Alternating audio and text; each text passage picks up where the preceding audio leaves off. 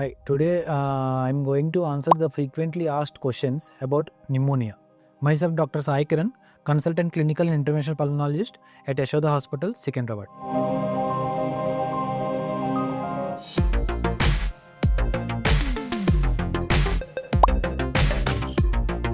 So the first question is, what is pneumonia and how does it affect the lungs?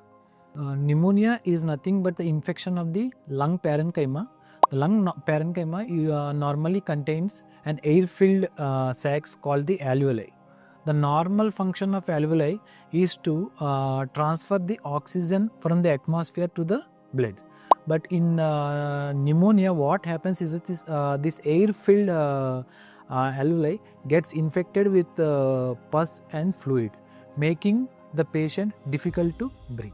So the next question is, what causes pneumonia and who are at risk? So pneumonia is commonly caused by viruses, which you all people know.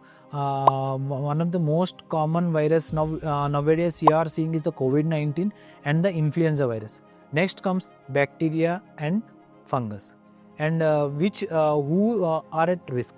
So the normal healthy individuals are commonly not involved here. So the people who are immunosuppressed, like old age patients, individuals who are chronic smokers, chronic alcoholics, or patients having chronic lung disease, chronic kidney disease, or patients of cancer receiving chemotherapy or any other sort of immunosuppressive drugs are at high risk of developing pneumonia. The next question is, what are the common symptoms of pneumonia? So commonly the patients present with fever, cough with expectoration. Expectoration means coughing out of sputum, which can be mucopurulent, shortness of breath, and patient might feel chest pain, which increases on deep breathing. These are the common symptoms patient present with pneumonia. And occasionally patients with pneumonia can present with coughing of blood. So next question is, how is pneumonia diagnosed? So when a patient comes with pneumonia, these patients can be diagnosed initially on their clinical history. Second, by physical examination. Physical examination means we hear the lung sounds. If the lung sounds are abnormal on the stethoscope, then we can suspect pneumonia. Next comes chest X-ray and CT chest, where we can see some abnormal opacities in the lung parenchyma.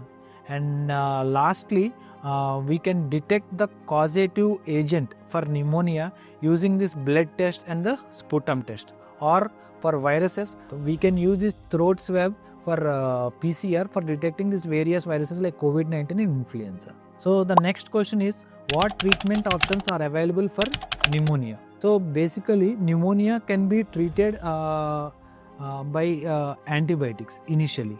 So if the pneumonia is non-severe, the patient will recover only with antibiotics. And in patients with severe pneumonia, along with antibiotics, patient require some supportive care in the form of oxygen support, cough suppressants, or the ventilator support.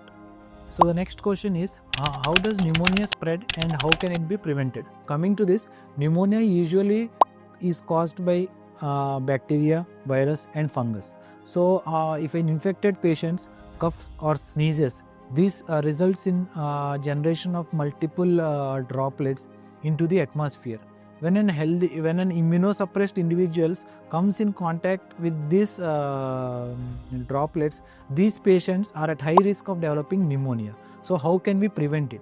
We can prevent it by wearing a mask, by maintaining the hand hygiene, by maintaining the surfaces clean. Another important thing by which we can prevent pneumonia is by advising vaccinations to individuals who are at high risk of developing pneumonia. So the normal vaccines which we advise are pneumococcal vaccine, influenza vaccine, and advised to take COVID booster vaccines also. By this way we can prevent pneumonia. Coming to the last question, is pneumonia dangerous or life-threatening? Yes, pneumonia can be dangerous, and in some cases it can be life-threatening. It all depends on patient's age. Like infants and elderly people are more vulnerable to this severe pneumonia. Underlying health conditions like patients with diabetes, underlying chronic lung conditions, kidney diseases, and chronic cardiac diseases are more vulnerable to this severe pneumonia, and in delay in treatment also can be life threatening.